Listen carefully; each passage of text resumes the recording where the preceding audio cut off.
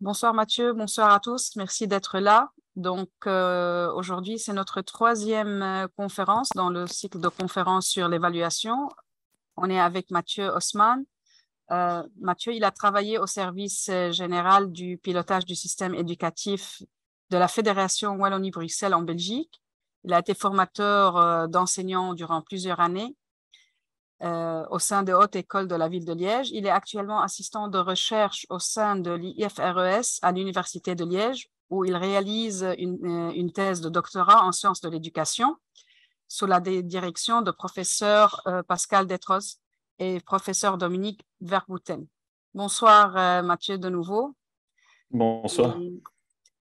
Et voilà, aujourd'hui, c'est à toi.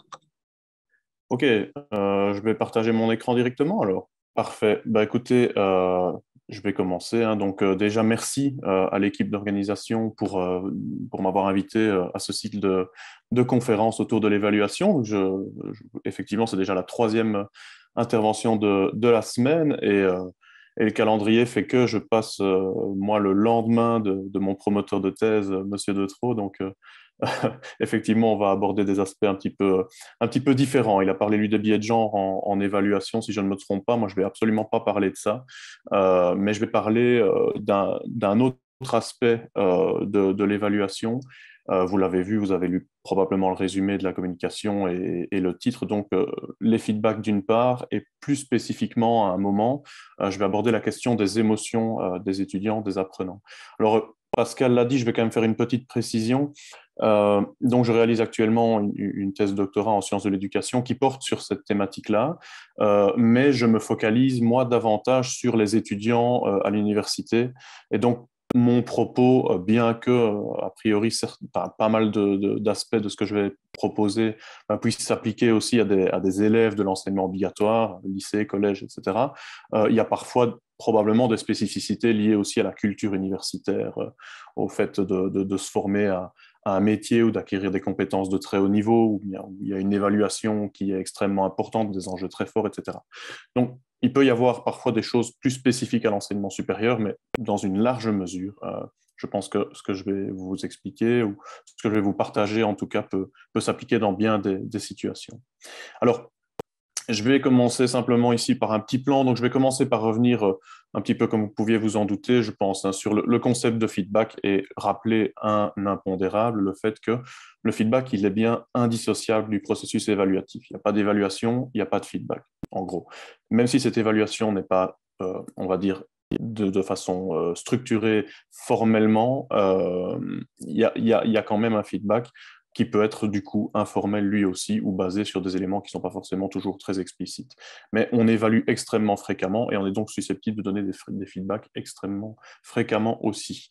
Dans un deuxième temps, moi, je vais simplement faire un petit rappel aussi de ce que la littérature nous apprend sur l'efficacité des feedbacks et notamment le fait que ce n'est pas un secret. Actuellement, cette efficacité, on sait de mieux en mieux qu'elle est liée à l'engagement de l'apprenant, de l'étudiant, de l'élève dans le traitement de ce feedback. En troisième lieu, je vais parler évidemment, là le titre le mentionnait aussi, des émotions, et des émotions comment dire, dans une conception un petit peu particulière, parce qu'il y a plusieurs écoles quand on parle d'émotions, et moi j'ai choisi de parler des émotions sous l'angle socio-cognitif, et donc c'est pas tout à fait la même chose que de le faire d'autres manières, et on situe généralement en contexte d'apprentissage ces émotions comme, je le dis d'emblée, une variable médiatrice entre la motivation des étudiants, des apprenants, et l'engagement dans les activités, dans ce cas-ci, dans l'utilisation de feedback. Ensuite, je vais vous présenter rapidement une étude que j'ai réalisée, que je suis en train de finaliser, qui traite exactement de ces questions-là, à savoir quel est le rôle finalement des émotions dans les situations de feedback. Alors, j'aurai l'occasion de préciser ce que j'y ai fait un petit peu plus tard. Et je reviendrai un petit peu sur finalement que deviennent les enseignants dans ce contexte-là. Alors, Voilà. Donc le feedback, je le disais, un indissociable du processus évaluatif. Alors on sait, et probablement que Pascal Detreau l'a rappelé hier, donc l'évaluation, elle a effectivement plusieurs fonctions. Une de ses principales fonctions, c'est de prendre de l'information sur une performance donnée, de façon à faciliter un jugement quant au niveau de cette performance et faciliter finalement la prise de décision. Mais ça, c'est plutôt du point de vue de l'enseignant et du point de vue de l'apprenant. Bien, l'évaluation en elle-même, elle a un intérêt qui va être de soutenir ce qu'on appelle finalement l'apprentissage autorégulé, qu'on connaît aussi depuis un nombre important d'années, avec notamment les travaux de Pernoud dans la sphère francophone. Et donc, cette évaluation, elle va notamment servir les stratégies de régulation des apprentissages en permettant à un apprenant principalement de s'auto-évaluer. Pour s'auto-évaluer, évidemment, il aura pris connaissance des critères d'évaluation. Il aura pu s'en servir finalement pour monitorer sa bonne évolution par rapport à l'acquisition de ces critères, par rapport à leur rencontre, dans une série de tâches. Néanmoins, ça ne s'arrête pas aux seules tâches d'évaluation, qui sont proposées dans le cadre scolaire notamment, puisque les stratégies de régulation d'apprentissage peuvent également être considérées effectivement comme une aptitude à apprendre tout au long de la vie. Donc le fait de reconnaître finalement les critères de qualité d'une tâche, d'une production, les critères de qualité finalement d'une activité, nous permettent de faire attention à la manière dont on s'investit dans cette activité. Alors, il y a un petit schéma en bas de dia qui résume très, très fort la chose. Il y a beaucoup plus de choses à en dire que ce que vous voyez à l'écran. Néanmoins, on peut considérer sommairement que ça se passe grosso modo selon cette séquence-là. Donc, une activité d'apprentissage qui, lorsqu'elle est évaluée, peut permettre une régulation, voire une autorégulation. Et ce qui fait la différence entre une régulation externe proposée par l'enseignant notamment, ou une autorégulation où là l'initiative elle est dans le chef de l'élève, c'est notamment le feedback. Je vais voir si j'arrive à passer ma dia. Voilà. Alors, donc le feedback, il vient en fait soutenir ce processus-là. C'est à ça que ça sert fondamentalement un feedback, c'est permettre finalement la régulation, l'ajustement de l'étudiant par rapport à des objectifs, à des buts qui sont idéalement clairement définis. Et donc, le feedback ici doit reposer sur des éléments tangibles et notamment quand l'élève n'est pas vraiment expérimenté dans un domaine ou dans une activité d'apprentissage, eh bien, ça consiste essentiellement en l'apport d'éléments externes, donc qui viennent essentiellement de l'enseignant, mais qui peuvent aussi venir d'autres ressources, donc les pairs, par exemple, s'ils sont plus expérimentés ou s'ils maîtrisent mieux les compétences mobilisées. Ça peut aussi venir de ressources comme des livres, des sites web, enfin n'importe quoi, mais quelque chose qui peut permettre de confronter la performance d'un apprenant à un référent externe. Et donc, c'est finalement la répétition de ces éléments externes qui va permettre de consolider l'acquisition des critères de qualité d'une tâche, et c'est cette consolidation dont on peut aussi parler en termes d'appropriation, qui va favoriser petit à petit le développement de l'autonomie des apprenants quant à la mobilisation de ces critères dans des perspectives d'évaluation et d'autorégulation de leurs apprentissages. Donc, le feedback, il vient clairement en soutien de ce processus d'autorégulation des apprentissages. Donc, je vais maintenant vous proposer une compilation de définitions. Alors, il y en a plein, des définitions du feedback, il y en a vraiment beaucoup, parce que le feedback en sciences de l'éducation, en pédagogie, il y a des définitions qui s'accumulent grosso modo depuis les années 80, avec par exemple une définition qui reste connue, mais que je n'ai pas utilisée ici, qui est celle de Ramaprasad en 1983 déjà. Et depuis, je ne vais pas dire qu'il y a autant de définitions qu'il y a d'auteurs, mais on n'est pas loin de ça quand même.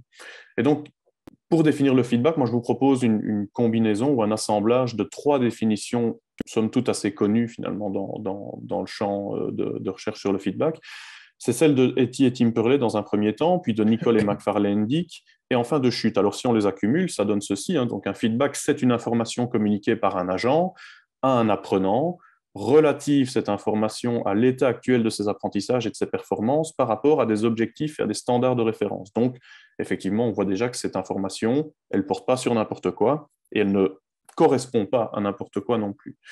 Et enfin, la dernière partie, c'est la partie de Schutt qui nous dit que cette information vise à modifier la pensée ou le comportement de l'apprenant dans le but d'améliorer l'apprentissage. Et donc, le feedback n'est pas quelque chose d'inerte non plus. Il est là parce qu'il remplit une fonction, comme j'ai déjà eu l'occasion de le dire, de soutien à la régulation, puis à l'autorégulation des apprentissages chez l'apprenant. Et donc, le but quand on considère le feedback selon ce type de définition-là, parce que vous allez voir qu'il y en a d'autres, c'est en fait de délivrer ce qu'on peut appeler la meilleure information possible au moment où l'étudiant en a besoin et en fonction de ce dont l'étudiant a besoin aussi. Et donc, la meilleure information possible, eh bien, c'est aussi lié à une série de conditions qui vont, si elles sont respectées, permettre d'amorcer un changement qui consiste en un ajustement de ces stratégies d'apprentissage par l'étudiant. Alors, j'ai parlé déjà de l'autorégulation, et ici, donc, c'est pas récent, hein. Vous voyez la référence des auteurs et de l'année de publication de ce modèle à gauche de l'écran, donc Butler et Winnie en 1995, qui ont proposé finalement un modèle, parmi d'autres, d'autorégulation des apprentissages, où on voit en fait deux choses par rapport au feedback qui sont intéressantes à rappeler ici. C'est que, d'une part, l'étudiant, l'apprenant, est extrêmement actif sur le plan cognitif quand il s'agit finalement de monitorer, surveiller finalement le fait que ce qu'il fait en termes d'activité d'apprentissage, au moment des évaluations notamment, lui permet d'atteindre les buts qui sont fixés ou les objectifs définis par l'enseignant. Et donc, il y a une grosse part, mise en évidence, en tout cas dans ce modèle-là, du système interne, du système cognitif interne de l'apprenant, qui va engager une série de dimensions où on a toute une série de connaissances qui sont relatives notamment au domaine, à l'activité précise, aux stratégies d'apprentissage à déployer, aux croyances motivationnelles. Donc là, on retrouve des éléments bien connus comme le sentiment de compétence ou bien la perception de contrôlabilité, la valeur de la tâche, etc. Toutes ces connaissances, en lien avec les attentes de l'enseignant, permettent de définir des objectifs. Ces objectifs sont suivis de l'application de stratégies, comme l'appellent les auteurs. Mais en gros, c'est ce qui est fait par l'étudiant, qui donne lieu à des productions ou une performance lorsqu'elle est évaluée. Et sur base de cette performance, là, on est en haut à gauche du schéma, il y a un feedback externe. Alors, c'est le feedback externe qui a été le plus envisagé dans la littérature. C'est là-dessus que portent beaucoup de travaux. Tandis que vous avez probablement remarqué, entouré en orange, que au centre du schéma, il y a ce que les auteurs ont appelé des chemins, cheminements, des voies de feedback interne. Et donc, il y a, ce sera important pour la suite, au moins deux types de feedback que l'on peut associés finalement aux situations d'apprentissage et ou d'évaluation. Ce sont des feedbacks internes et des feedbacks externes. Alors, comment ça fonctionne, entre guillemets, ces feedbacks, ça sert à quoi? Là, je me centre maintenant sur les feedbacks externes. Eh bien, pour ça, je m'appuie sur le modèle de Etty et Timperley en 2007, qui est un modèle qui a été réalisé sur base d'une revue de la littérature. Etty et Timperley sont également des auteurs qui ont développé des méta-analyses et ces travaux-là leur ont permis finalement de formaliser un modèle que je rappelle ici, que je présente ici. Donc, le but des feedbacks, en règle générale, c'est de réduire l'écart entre le niveau de compréhension ou de performance courant de l'apprenant. Ça rejoint ce que disaient Nicole et McFarlane dans leur définition. Donc, réduire l'écart entre ces aspects-là et l'objectif visé. Et donc, ça peut se faire de plusieurs manières, dans le chef de l'étudiant, dans le chef des enseignants. Donc là, je ne vais pas trop m'attarder là-dessus, parce qu'on aura sans doute l'occasion d'y revenir un petit peu plus tard. Néanmoins, en termes de qualité, en termes de valeur informative, comme on le retrouve aussi dans la littérature, eh bien, les feedbacks doivent, selon ces auteurs-là, répondre à trois grandes questions, qui sont quels sont les objectifs? Donc, on appelle ça le feed-up dans la littérature. Comment est-ce que je m'y prends pour les atteindre? Et donc là, c'est plutôt comment est-ce que je m'y suis pris en tant qu'apprenant? Qu'est-ce que j'ai réalisé? Et est-ce que ça m'a permis de les atteindre ou pas? Et comme il y a généralement quand même un écart, qu'il soit petit ou grand, entre la réalisation de l'étudiant et les objectifs, eh bien, la troisième question, elle est extrêmement importante, c'est que dois-je faire pour progresser? Donc là, on parle aussi de feed-forward dans la littérature. On sait, je pense, toutes et tous, qu'on ne répond pas toujours on ne répond pas toujours nous-mêmes en tant que formateurs ou enseignants à ces trois questions, et nos expériences respectives probablement d'apprenants, quel que soit le niveau d'études auquel on a été confronté, nous apprend aussi sans doute que dans les pratiques des enseignants que nous avons eues, on n'a pas forcément toujours eu des réponses à ces trois questions-là dans les feedbacks qu'on a eus. Donc, c'est intéressant de les avoir en tête parce que ça donne finalement un aspect de complétude de ce qui devrait être dans le feedback. Les auteurs, donc Etty et Timperley, expliquent aussi que les feedbacks, généralement, donc sur base de leurs observations et analyses, portent sur plusieurs niveaux.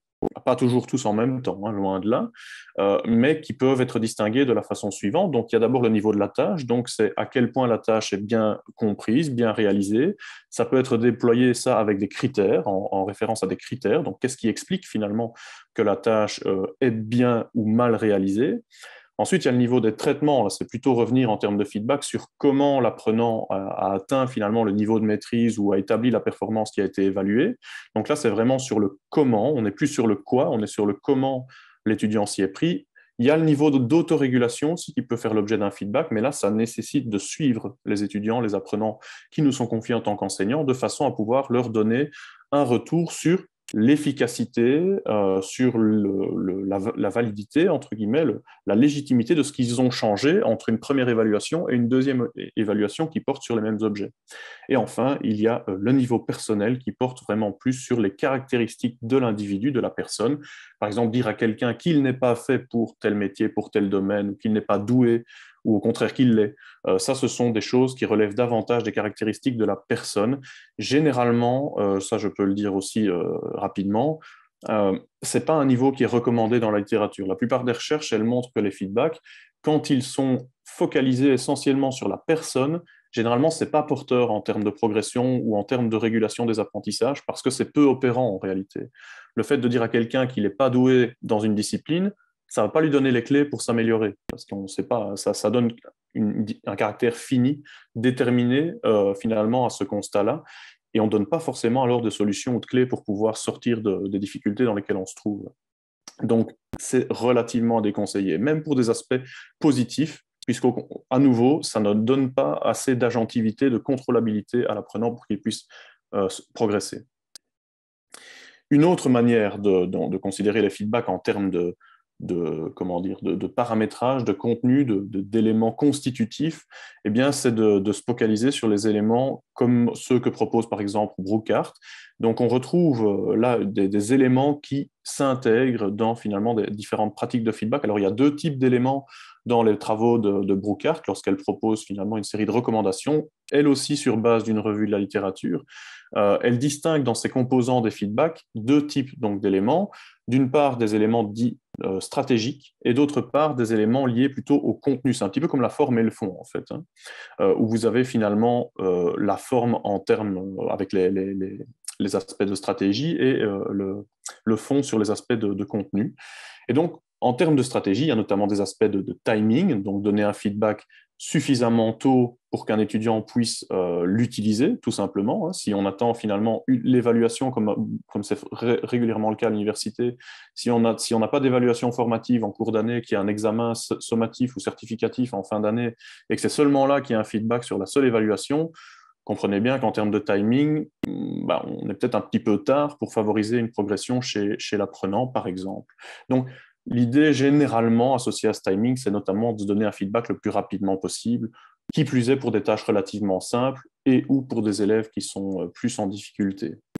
Il y a la question de la quantité d'informations. L'idée, c'est de donner une quantité qui ne surcharge pas l'élève ou l'apprenant cognitivement. Alors, c'est assez subjectif tout de même. Hein. Tout le monde n'a pas la même capacité attentionnelle ou mnésique.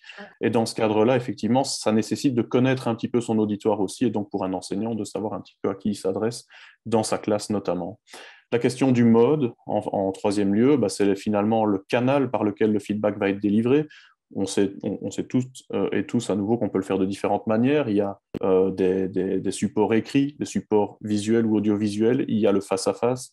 Il y a différentes manières en fait, de donner un feedback et effectivement, comme on est occupé à le faire en ayant cette formation, cette conférence en ligne, eh bien, on peut tout à fait imaginer que des feedbacks, que des enseignants s'enregistrent en vidéo pour donner des feedbacks à des étudiants de cette manière-là aussi.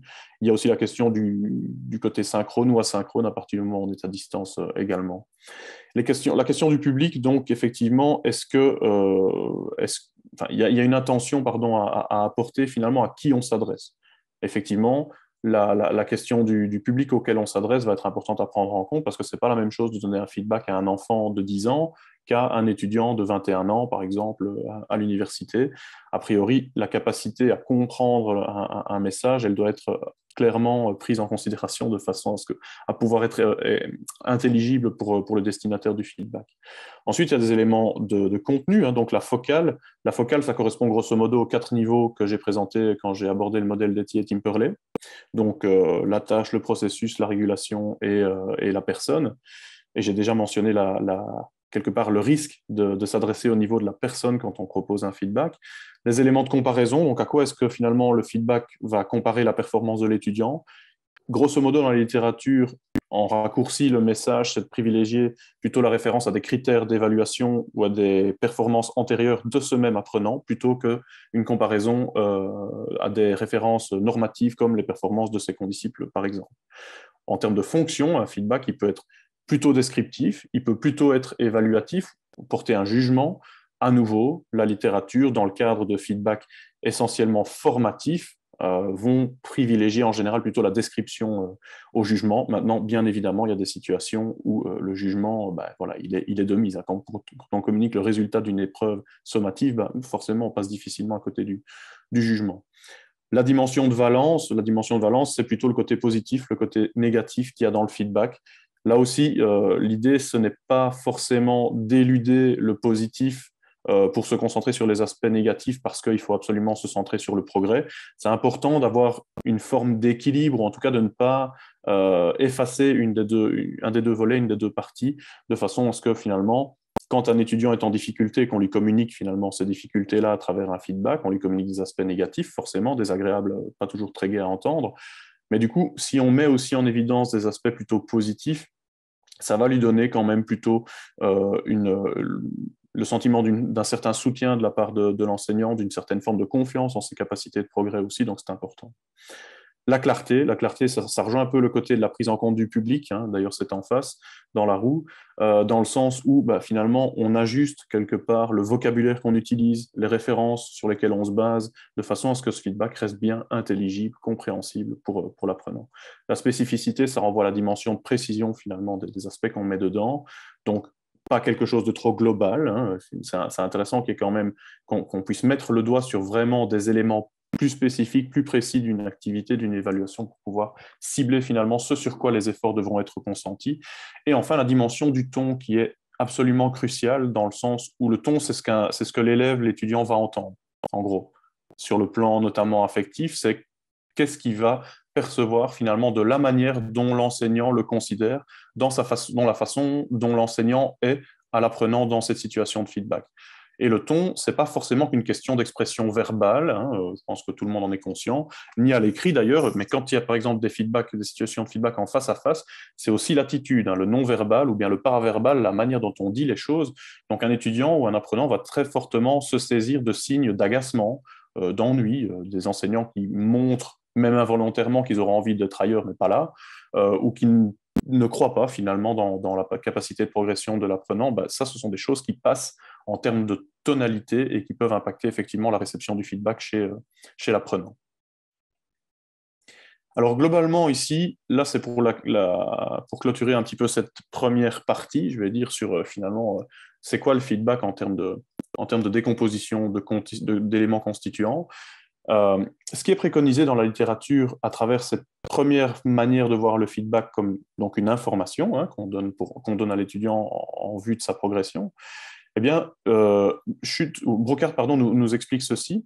Donc, un bon feedback intervient lorsqu'on fait des choix judicieux en ce qui concerne donc, les éléments que j'ai cités, le moment, la quantité, le mode, le public. Un bon feedback est obtenu lorsqu'on se concentre sur la tâche et sur le processus, donc pas sur la personne. Et sur la régulation, tant mieux si on peut le faire, mais il faut un suivi quand même pour pouvoir faire ça. Un bon feedback se réfère à des critères, parfois à la personne elle-même. Voilà. Un bon feedback décrit le travail plutôt qu'il ne le juge, hein, donc est positif, en tout cas souligne des éléments positifs. Je l'ai dit, ce n'est pas toujours exclusivement positif, évidemment. Et il propose des améliorations. C'est extrêmement important de ne pas laisser un élève ou un apprenant sans savoir comment il doit s'y prendre, notamment quand il est en début d'apprentissage par rapport à une série de compétences ou dans un domaine qu'il maîtrise moins. Donc, c'est important finalement de l'aiguiller quelque part, de le guider vers des éléments qui peuvent lui montrer d'une part qu'il a une marge de progression, qu'il est capable de le faire, et ensuite d'expliciter en quoi ce qu'il a fait a permis de rencontrer ou de mieux rencontrer certains critères de qualité ou d'évaluation. Un bon feedback, donc, il est clair et précis, c'est-à-dire qu'il est intelligible, compréhensible, et on sait à quoi ça se rapporte. Un bon feedback aide les étudiants donc, à devenir des apprenants autorégulés, ça c'est un peu la finalité de toutes les démarches de feedback, qui plus est dans les évaluations formatives évidemment. Un bon feedback donne aux étudiants l'aide dont ils ont besoin pour devenir maîtres de leur propre destin en matière d'apprentissage. Et donc, le bon feedback, en tout cas un feedback qui ne sera bon que si les étudiants apprennent et deviennent plus motivés. Donc, s'il y a davantage d'engagement dans l'activité, s'il n'y a pas d'engagement, il n'y a pas de régulation et donc il n'y a pas de progression. Donc, effectivement, l'engagement, il est basé sur un certain degré ou un certain type de motivation. Et donc, il faut pouvoir effectivement stimuler cette motivation chez les apprenants.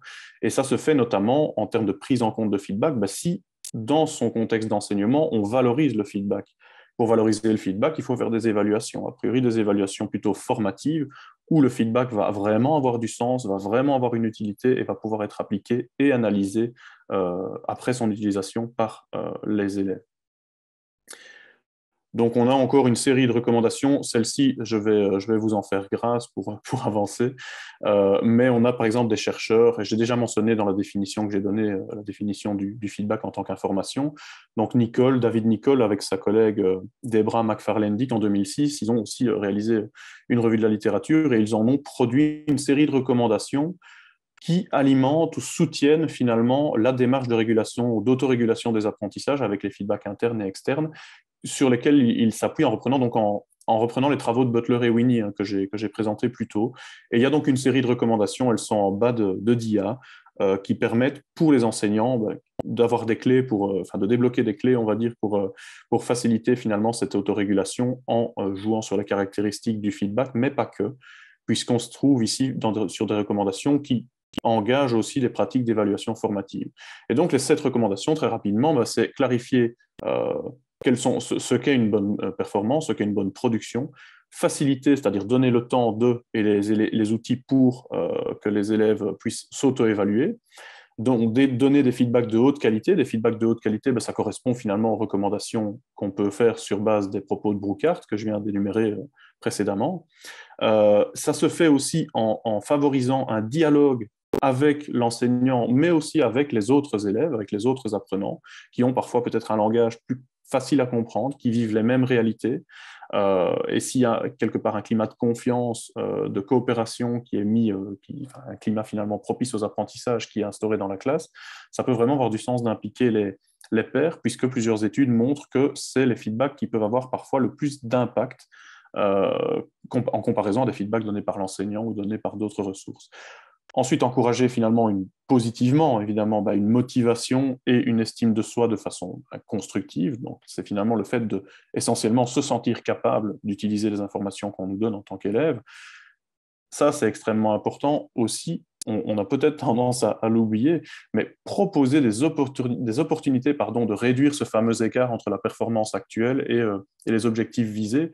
Donc, en fait, à nouveau, je l'ai déjà dit, mais les feedbacks qui consistent à donner des informations one-shot, quelque part, sur un élément ponctuel qui ne se reproduira pas, ça n'a pas grand sens en réalité, ça n'a pas vraiment d'intérêt, et donc ça ne favorise pas l'engagement cognitif d'une part et affectif d'autre part de l'élève dans le traitement et surtout dans l'utilisation de ce feedback en vue de son autorégulation.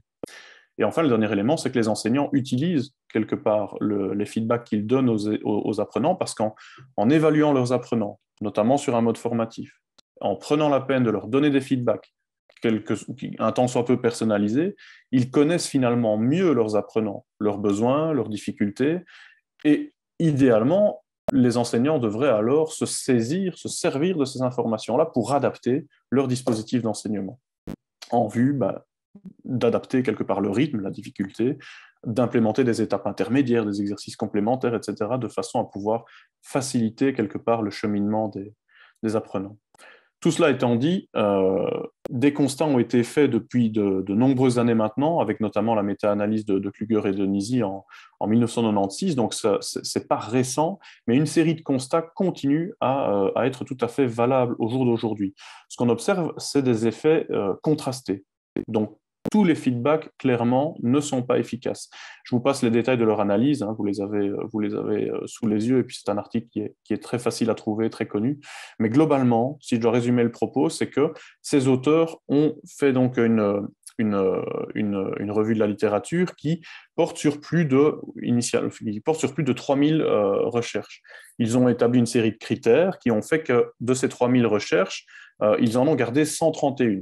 131 parce que c'est celles qui correspondaient aux critères qu'ils ont voulu mettre en application. Ils ont observé des tailles d'effets sur le plan statistique qui portaient sur plus de 12 600 apprenants. On ne s'intéresse pas ici forcément à toutes les modalités de feedback telles que je les ai détaillées précédemment, mais globalement, si on parle simplement de pratique de feedback, sachant que ça va de la simple communication d'un score, d'une note, à des feedbacks qui peuvent être des commentaires écrits, des discussions en face à face, donc des modalités extrêmement différentes, tout mis dans le même sac, quelque part. Si on regarde, et c'est ce que ces chercheurs ont fait il y a près de 30 ans, ils ont observé que 38% de ces études avaient des effets négatifs sur la performance des apprenants. C'est-à-dire que, selon cette étude, si on résume le propos, un tiers des feedbacks qu'on donne globalement, tout niveau d'enseignement confondu, toutes modalités confondues, sont délétères pour la progression des apprenants. Donc, ça mérite quand même qu'on s'y attelle, qu'on s'y intéresse et qu'on fasse attention à ces pratiques-là. Plus récemment, il n'y a plus eu de tels travaux de cette amplitude-là, en tout cas pas à ma connaissance, mais on a régulièrement des éléments qui reviennent dans la littérature et qui pointent, si pas une baisse de performance chez les apprenants, en tout cas une forme d'insatisfaction. C'est généralement ce qui est observé quand il y a par exemple des évaluations d'enseignement, notamment dans l'enseignement supérieur. Hein. Généralement, les étudiants ont l'opportunité d'évaluer les cours qu'ils vivent, hein, qui leur sont proposés, et ça le fait l'objet d'un rapport sur lequel l'enseignant peut essayer de s'appuyer pour améliorer son cours finalement. Et dans ces évaluations-là, il y a des évaluations qui portent aussi à l'échelle nationale, comme c'est le cas en Angleterre. Et vous avez en Angleterre des constats réguliers depuis quelques années qui font que dans les cours, les feedbacks sont généralement la variable qui est la moins bien évaluée par les étudiants. Donc c'est ce qui leur donne le moins de satisfaction. Pourquoi? Pour des raisons qui sont elles aussi récurrentes et tout à fait compréhensibles. C'est le fait que ça ne rencontre pas leurs attentes. Bah oui, tout simplement. Les étudiants, quand ils arrivent dans l'enseignement supérieur, notamment, je parle plus de cela parce que quand ils arrivent dans l'enseignement supérieur, il y a une forme d'autonomie qui est quand même extrêmement importante par rapport à l'enseignement obligatoire où il y a un guidage quelque part beaucoup plus important. Ici, bon, voilà, un étudiant qui est davantage livré à lui-même, il doit construire son autonomie, et donc cette autonomie, elle se construit sur base d'éléments dans l'environnement d'apprentissage qui rencontrent une série d'attentes qui peuvent aussi évoluer.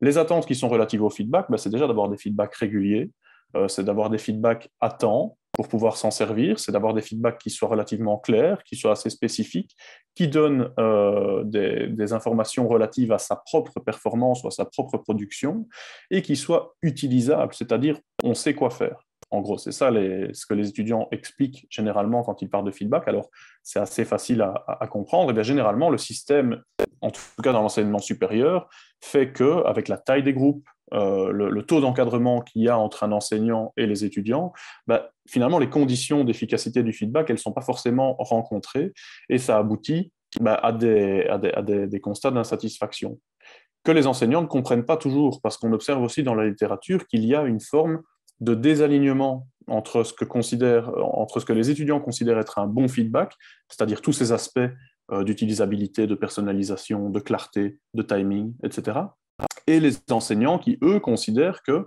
en donnant un retour qui s'applique finalement à l'ensemble du groupe, ils ont fait le job et donc ils ont rendu un feedback aux étudiants.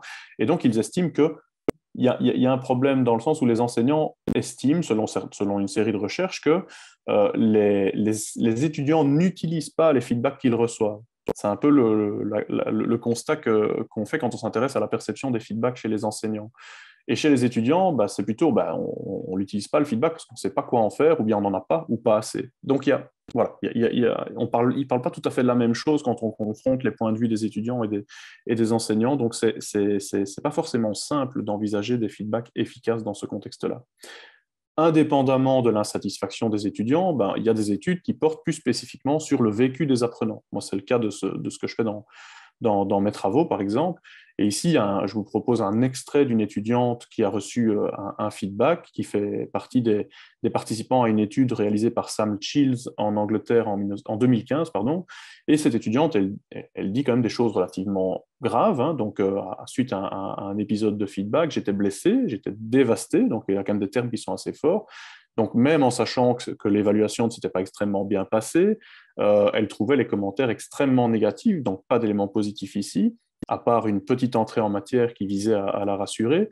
Et donc, elle revient après avec des mots comme anéanti, à nouveau blessé, bouleversé un petit peu plus loin, et je n'arrivais pas à m'en remettre.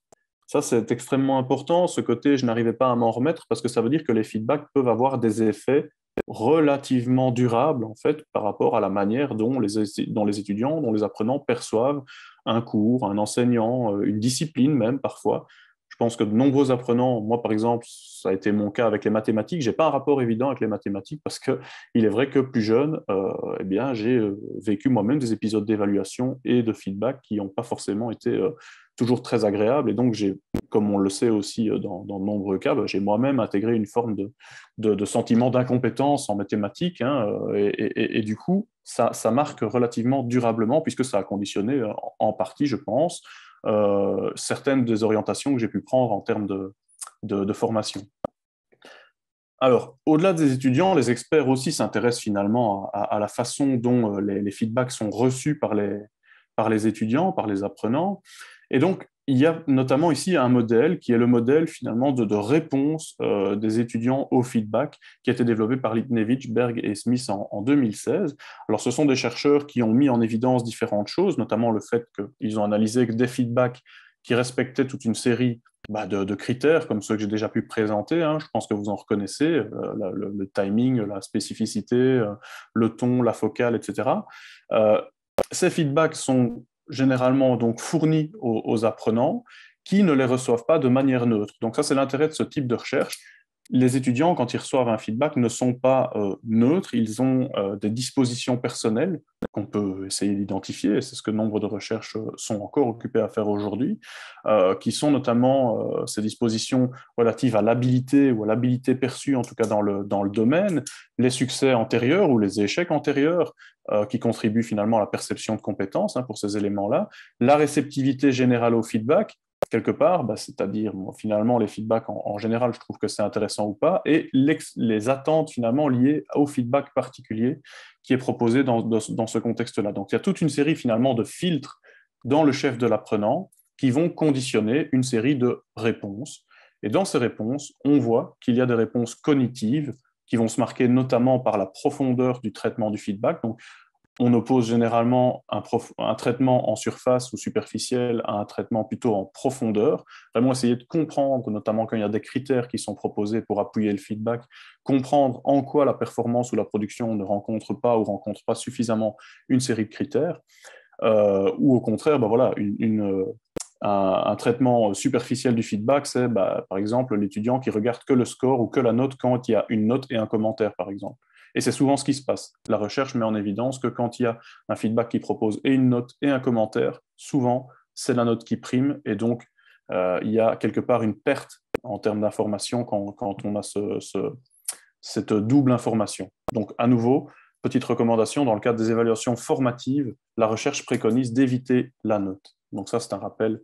Je pense que nombre d'entre vous en sont probablement déjà conscients. Il y a aussi des réponses donc affectives avec l'occurrence, l'émergence de certaines émotions. Alors j'aurai l'occasion d'en reparler.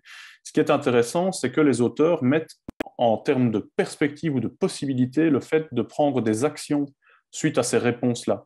Donc on voit que c'est une possibilité, c'est une éventualité. C'est pour ça que le schéma propose cette dimension-là dans un autre format que les dimensions précédentes. Et donc l'action, elle peut se manifester par finalement une révision, c'est-à-dire le fait de travailler ou de retravailler finalement la matière qui a été évalué, qui a fait l'objet du feedback. Donc là, c'est finalement un retour aux apprentissages. Et il y a également, pour la sphère affective, des stratégies de coping, c'est-à-dire d'adaptation à des états affectifs ou émotionnels désagréables, négatifs.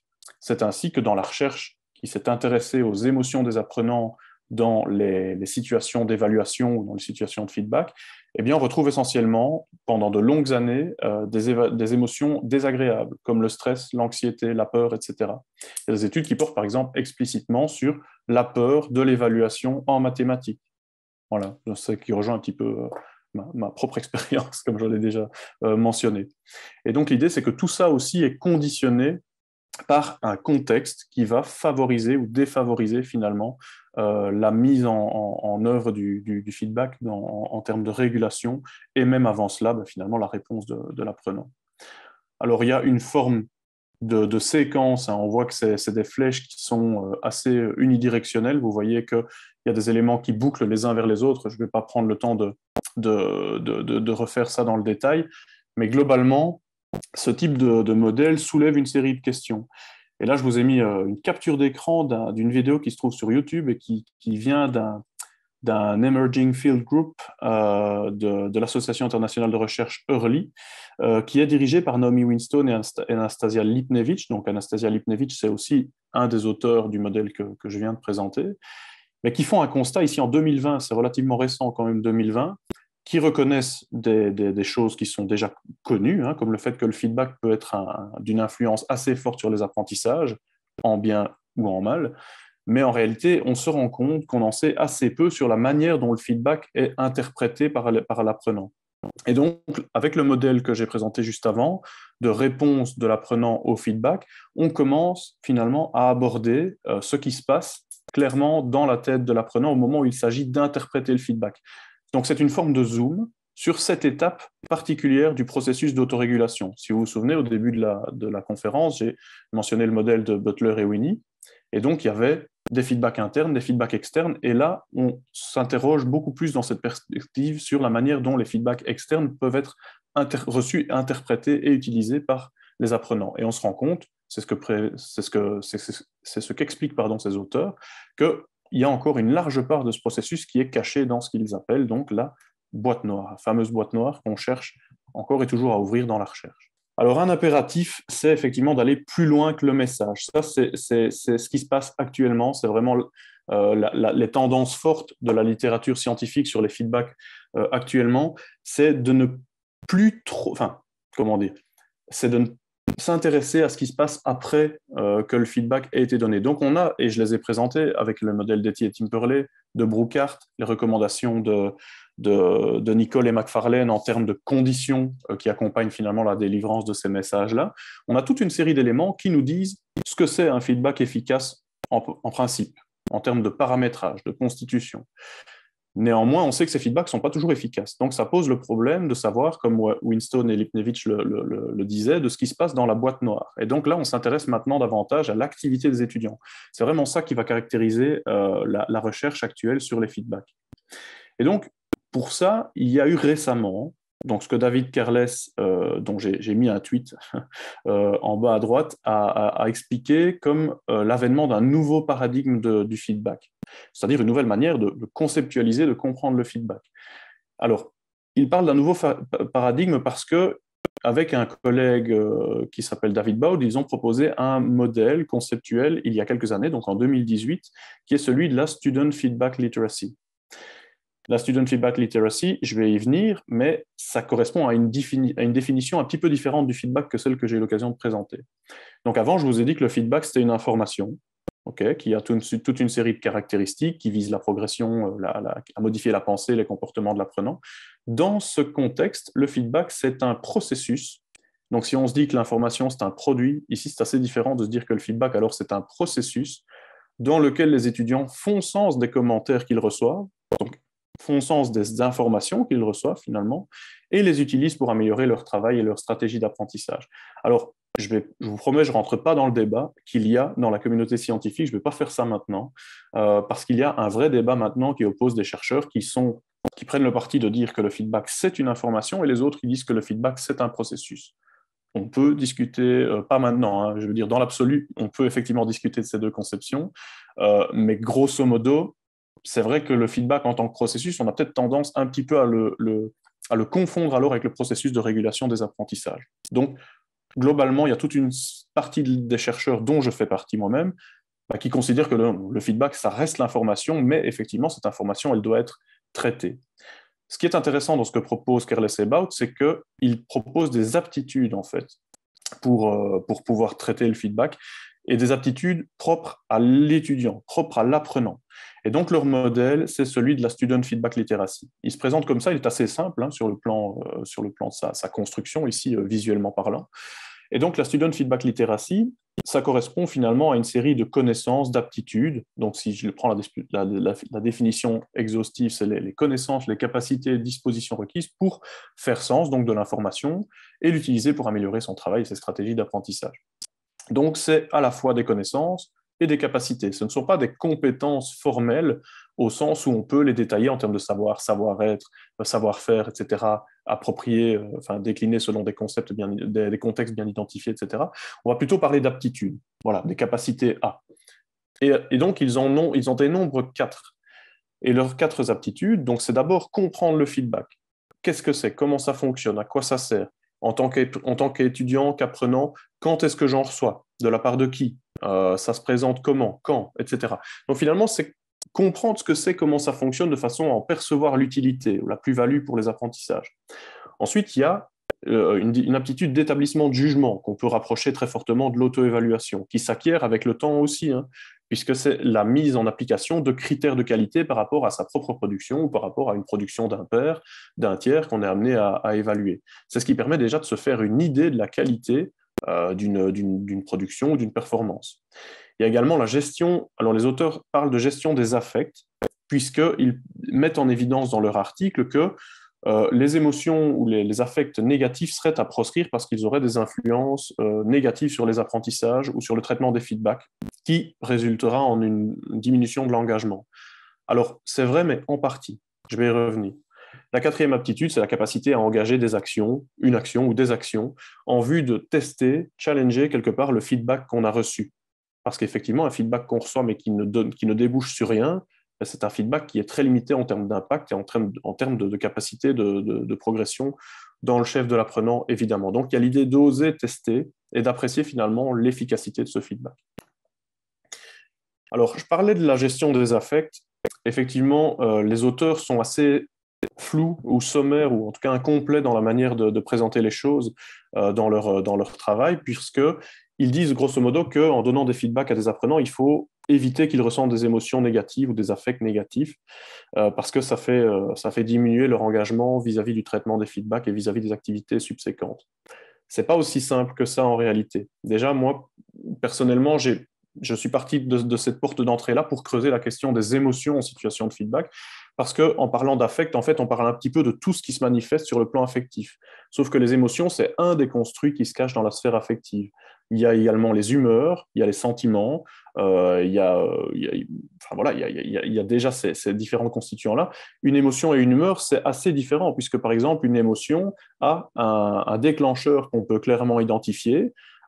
Une humeur n'en a pas forcément. En termes d'intensité, une émotion est bien plus puissante qu'une humeur, quelque part.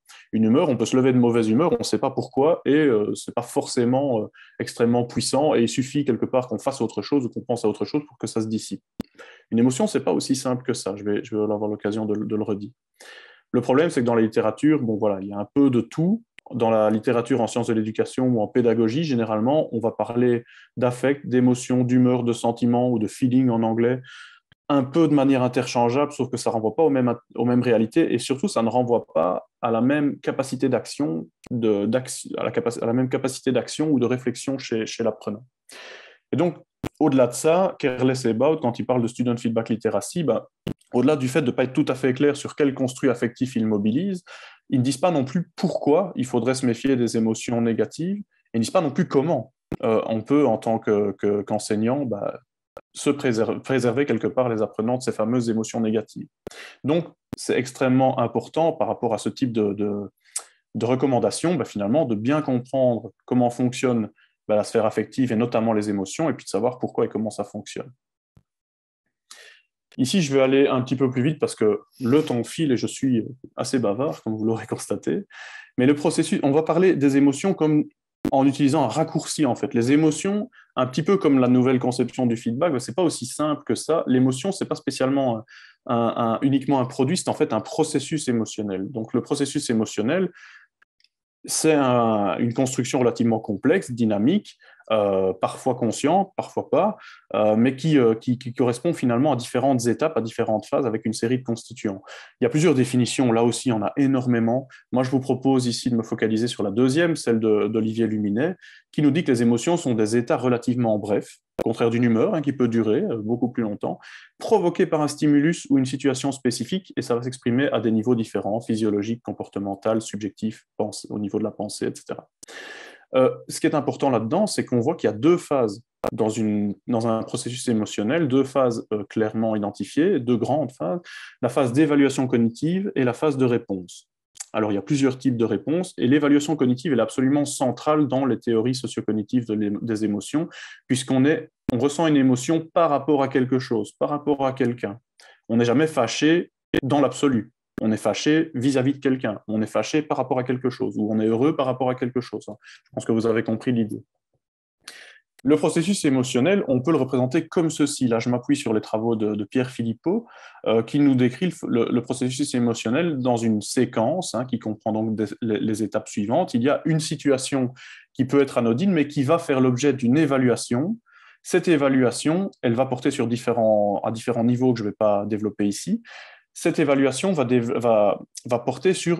générer une tendance à l'action. On a tendance à, on aurait envie de réagir de telle manière, et cette tendance s'accompagne de réponses qui peuvent avoir des manifestations plutôt physiologiques, le fait de sentir son cœur qui bat, d'avoir mal au ventre, de transpirer, etc. Des réponses comportementales en termes d'expression, notamment faciale, quand on fait des mimiques, des grimaces, qu'on a des gestes un petit peu nerveux, etc. Et des réponses cognitives, des pensées qu'on peut avoir suite à certaines situations. Et c'est l'intégration, la synthèse quelque part de tous ces éléments qui, en étant conscientisé par l'apprenant, donne lieu à l'émergence d'un sentiment subjectif. On parle bien d'un sentiment subjectif parce qu'une même situation ne sera pas forcément vécue de la même manière par tous les individus, parce que ces individus ont des dispositions différentes et évaluent un même événement avec des critères qui peuvent être envisagés de façon différente aussi. Donc, si on décompose ce processus-là, je ne vais pas le faire dans le détail, mais l'évaluation cognitive, eh bien, elle se fait sur base de différents critères. Ici, par exemple, vous avez les critères, il y en a d'autres, mais les critères finalement de Klaus Scherrer, qui est assez réputé dans la discipline, sont notamment le critère de nouveauté, on s'y attendait ou on ne s'attendait pas à l'événement déclencheur, la valence, le côté agréable ou désagréable, le rapport au but. Donc c'est pour un apprenant, par exemple, le fait que le feedback, puisqu'on parle de ça, lui dit qu'il se rapproche des buts qu'il poursuit ou qu'il s'en éloigne.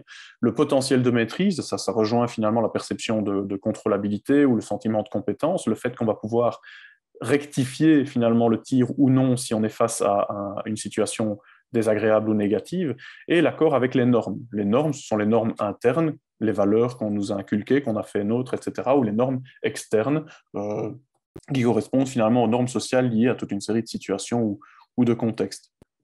Ensuite, on a donc une tendance à l'action qui est ce vers quoi on aurait tendance à aller, ce qu'on aurait tendance à faire, plutôt en termes d'approche, plutôt en termes d'évitement suivant les situations. Donc, par exemple, si on a peur d'un chien qui aboie, on aurait tendance à partir en courant, mais si on sait qu'en partant en courant, on va encore plus l'énerver, qu'il va nous courir après, on va peut-être pas le faire. Donc, la tendance à l'action ne se traduit pas toujours quelque part en comportement, mais c'est une des réponses émotionnelles. Et on a donc d'autres réponses émotionnelles, comme je les ai déjà abordées rapidement. Alors, les émotions, elles sont assez utiles parce qu'elles permettent finalement de donner des informations qu'on n'aurait pas eues autrement pour tout individu finalement. C'est finalement notre cerveau qui nous donne un message qu'on devrait être idéalement en mesure d'interpréter. En cela, donc, il y a une fonction diagnostique de l'évaluation, c'était la dia précédente, voilà, une fonction diagnostique de l'émotion, qui finalement nous dit dans quelle mesure des besoins qu'on éprouve, les buts qu'on vise sont rencontrés ou pas rencontrés notamment. Et donc ça donne une information sur la façon dont notre cerveau, quelque part, inconsciemment, pour nous, a interprété cette situation-là. Donc, il y a une fonction diagnostique, une fonction adaptative aussi. Les émotions préparent quelque part l'organisme à réagir par rapport à une situation qui a été évaluée comme signifiante, comme importante, en regard de l'évaluation cognitive dont je viens de parler.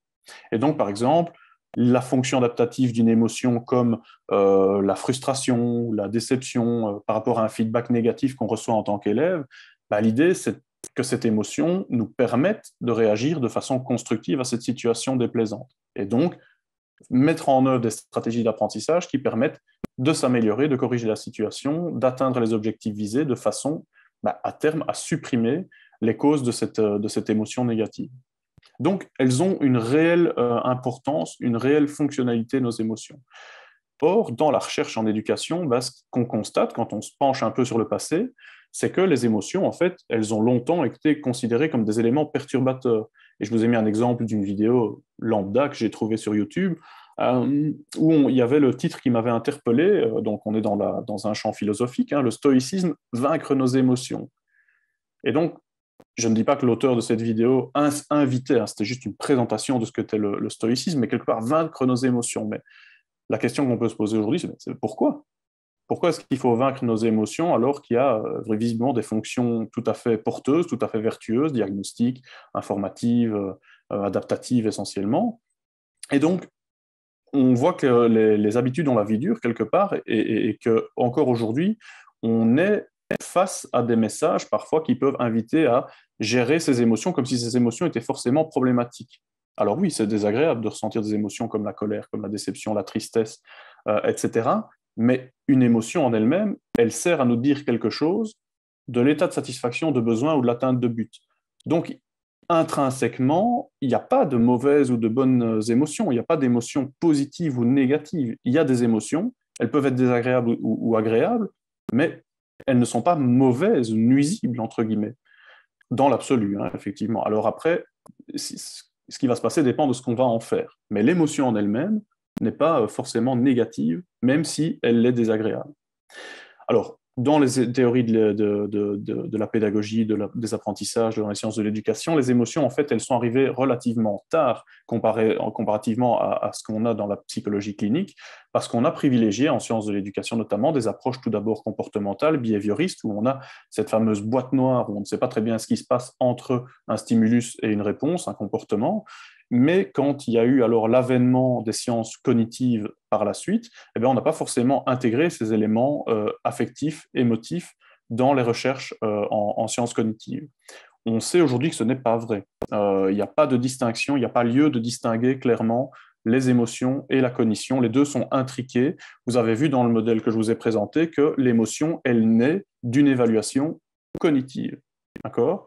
Elle suscite également des réponses cognitives en termes de pensée. Et donc, ça veut dire que comme ça passe par le cognitif, ça n'est pas toujours le cas, c'est même plutôt rarement le cas, mais ça peut être conscientisé et réfléchi. On peut revenir sur des épisodes émotionnels et s'en servir comme une expérience métacognitive. Donc il y a une vraie plus-value quelque part à aller chercher au niveau des émotions dans les apprentissages. Mais c'est seulement depuis les années 2000 qu'on a réellement commencé à le faire avec des chercheurs comme Pécroun et ses collaborateurs, et il y en a eu d'autres depuis, mais qui ont commencé à s'intéresser aux émotions déjà dans les apprentissages et à sortir de l'habitude de chercher comment on pouvait dépasser les difficultés imposées par l'anxiété et le stress en situation d'évaluation. On s'est rendu compte que les émotions n'étaient pas forcément n'étaient pas toujours désagréables dans les apprentissages, qu'il y avait aussi des émotions agréables et que même les émotions désagréables pouvaient avoir des vertus, si tant est qu'elles étaient traitées de façon adéquate par l'apprenant. Alors, on parle aujourd'hui d'émotions académiques dans le domaine des apprentissages. Donc, les émotions académiques, il y en a plusieurs types, donc des émotions d'accomplissement qui sont liées essentiellement à l'activité ou au résultat de ces activités, mais aussi des émotions épistémiques liées au conflit cognitif ou socio-cognitif, notamment à la production de connaissances, des émotions thématiques liées plutôt aux domaines dans lesquels on va se retrouver, donc les disciplines, et les émotions sociales qui sont liées aux interactions avec les autres personnes qui font partie des environnements d'apprentissage, enseignants, autres élèves, etc., etc. Alors, il y a toute une série d'émotions qui sont présentes. Je n'ai pas le temps de m'y attarder. Néanmoins, je pointe, moi, les émotions d'accomplissement parce qu'en parlant de feedback, on est davantage axé, effectivement, sur ce type d'émotions-là. puisque le feedback, c'est une manière d'envisager le résultat d'une activité. Alors, je vais accélérer un petit peu pour vous amener à l'essentiel de ce que je voulais quand même vous partager. Un point sur ceci, je disais que les émotions en elles-mêmes n'étaient pas positives ou négatives, mais ce qui allait faire la différence, c'est comment les individus allaient les gérer. Ça, c'est tout l'objet de ce qu'on a longtemps appelé l'intelligence émotionnelle, ou plus récemment des compétences émotionnelles. Donc les compétences émotionnelles, c'est la façon dont on va identifier, exprimer, comprendre, réguler, utiliser ses propres émotions et celles des autres. Et notamment la compétence de régulation émotionnelle est importante puisque c'est celle qui vise finalement à retrouver un état fonctionnel en termes de but de bien-être ou en termes de but d'apprentissage par rapport à des émotions vécues dans une situation particulière. Il y a différents niveaux de maîtrise, mais je vais passer cette partie-là parce que sinon je vais vraiment y rester trop longtemps. Ici, je voulais simplement mentionner que dans la recherche actuellement, certains auteurs, comme la première personne qui intervient là, ont critiqué le modèle de la Student Feedback Literacy, ce à quoi David Kerles a effectivement répondu comme on le voit. Il l'a fait d'autres manières aussi, hein. Et là c'est anecdotique, c'est sur Twitter, mais il a effectivement accepté que il y a du chemin qui a été fait par rapport à l'article qu'il a écrit en 2018 et qu'il préfère également, lui, plutôt parler aujourd'hui de travail sur les émotions plutôt que de gestion des affects parce que ça gagne en agentivité dans le champ de l'apprenant et ça gagne en précision aussi sur le plan conceptuel. Les travaux que je mène, moi, c'est essentiellement lié à la compréhension finalement du processus émotionnel dans le traitement des feedbacks. Et ici, je vous présente rapidement ceci.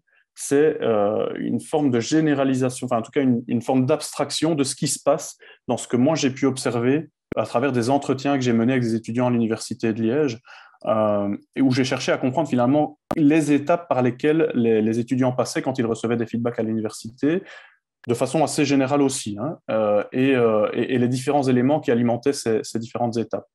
Globalement, ce que je voudrais vous partager là, c'est que les feedbacks sont toujours contextualisés. Ce contexte-là, il est extrêmement important, c'est-à-dire que le contexte, il vient porter finalement sur le type d'évaluation à laquelle se rapporte le feedback. C'est une évaluation formative, c'est une évaluation sommative, donc l'enjeu n'est pas le même, et l'étudiant s'en rend très bien compte.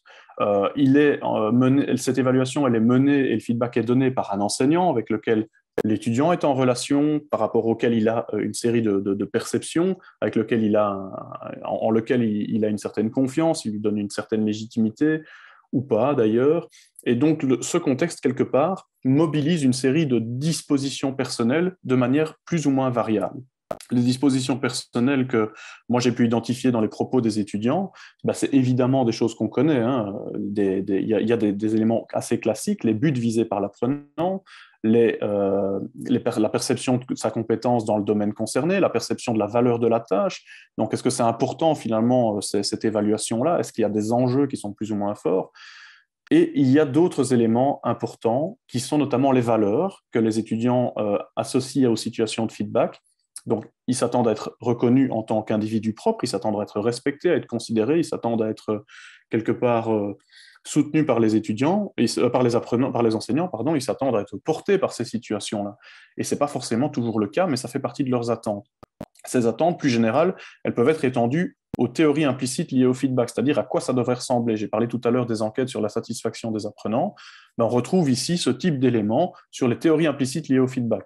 Leur utilité, la présence ou pas de certains éléments constituants en termes de contenu ou en termes de stratégie, si je reprends les apports de Brookhart. Il y a l'état physiologique qui va jouer dans les dispositions personnelles. On peut très bien être fatigué, déjà énervé, on peut avoir passé une mauvaise journée, on peut être très stressé précédemment de façon anticipative par rapport à ce feedback.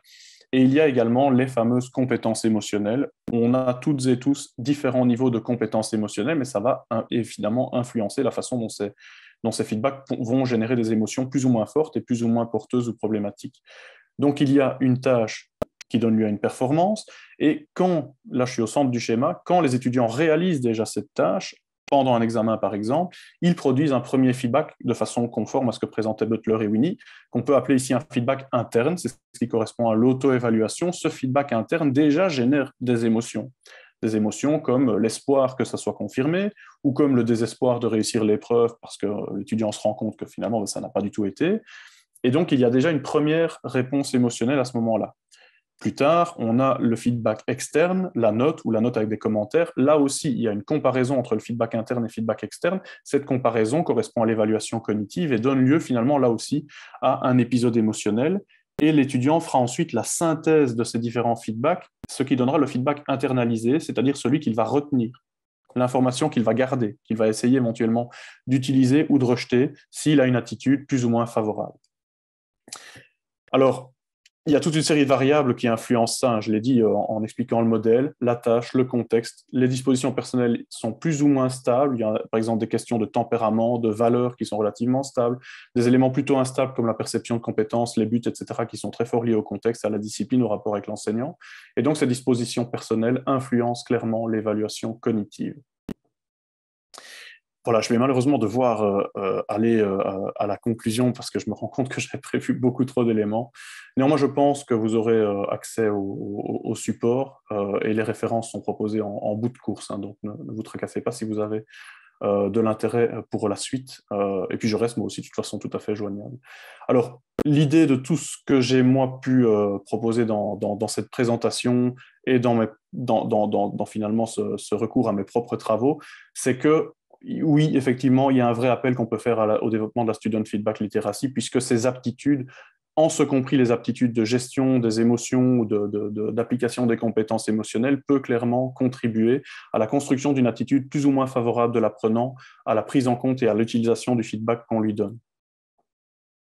Et donc, c'est important de revoir la place des émotions en contexte d'apprentissage et finalement, souvent, de leur donner simplement une place, notamment dans les situations de feedback, si possible, quand c'est donné en face à face entre un étudiant et un enseignant. L'enseignant, effectivement, est un vecteur extrêmement important de ce qui va apparaître comme émotion dans le chef des étudiants.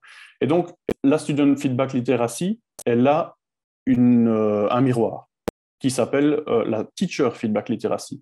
Donc, si les étudiants doivent développer des aptitudes pour recevoir, interpréter et utiliser des feedbacks, eh bien, les enseignants, eux aussi, doivent développer des aptitudes pour paramétrer, délivrer et accompagner quelque part la prise en compte de ces feedbacks chez les enseignants.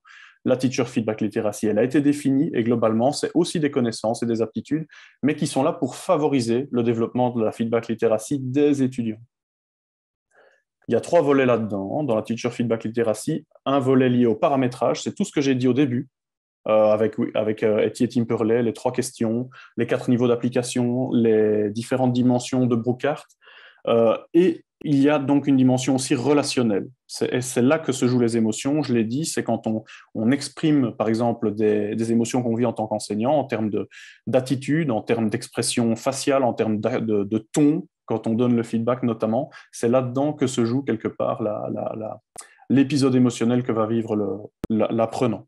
Et on le sait, la recherche montre que les émotions des enseignants, à partir du moment où elles sont exprimées volontairement ou non, à travers différents moyens, vont affecter les réponses émotionnelles de l'apprenant et l'engagement qu'il aura vis-à-vis des tâches subséquentes, et notamment dans l'application du feedback qu'on lui donne.